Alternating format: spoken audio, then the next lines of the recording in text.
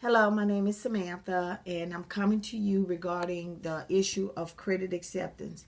And I want to talk real briefly about this video because it's going to affect a lot of you guys. Somebody asked me, how does what can you do if you really wanted to get attention to about a creditor? How can you get that attention real quick? It's easy. Okay, some of you guys are already getting your wages garnishment and already repoed the vehicle, and you ask, okay, what can I do? Well, I'm gonna tell you something. At this point, I will advise. Yes, I'm advising now. Tell all of you guys how you shut them down. File bankruptcy. File a Chapter 7. If you got a house, you can reaffirm your house. You don't have to reaffirm that debt. You reaffirm that debt. And what you do is, like I said, you can file an adversary. An adversary is a lawsuit that you do just like you do in regular court, you do in bankruptcy court. Once you file bankruptcy, and I'm getting bankruptcy and credit acceptance. Once you file bankruptcy with credit acceptance, everything stops. They can't repossess the vehicle. If they repossessed it, they got to give it back. But you have to do this like within so many weeks. You have to do this within a week before they sell the car, because they got so many days before they sell the car. So what you do is you file a bankruptcy, then you file an adversary, and then you tell the court how fraudulent it is. Most attorneys are not going to do that. Most bankruptcy attorneys, what they do is they file just a flat out 7 or 13. If none of them, half of them, don't even negotiate the terms or the finance charges or nothing like that. So you have to find somebody that's real good at doing that. But once you file the bankruptcy, especially if they garnished your check, they sold it off. Once you file bankruptcy, they won't get any money. So if let's say, for instance, if the contract was for $17,000 and they turned around and you supposed to owe them, and you end up owing them $20,000, and you don't understand why, when you file bankruptcy, because your credit is already bad anyway, especially if they had already repossessed it and then turned it into your credit. You can file bankruptcy right there. And if they messed up your credit, if they messed up your credit, they messed up your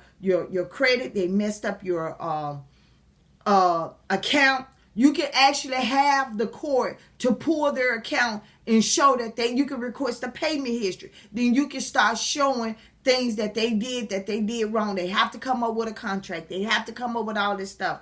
More credit acceptance payment record is so poor that they, a lot of times, just like me, they can't show anything. So they making it up as they go along. They fixing it as need be in a case-by-case basis.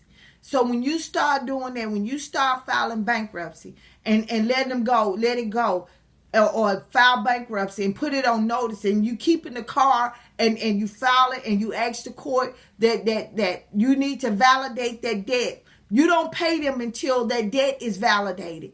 You don't pay them. And if the debt cannot be validated, look at Peel. This is other cases. Look at Waterton versus credit acceptance.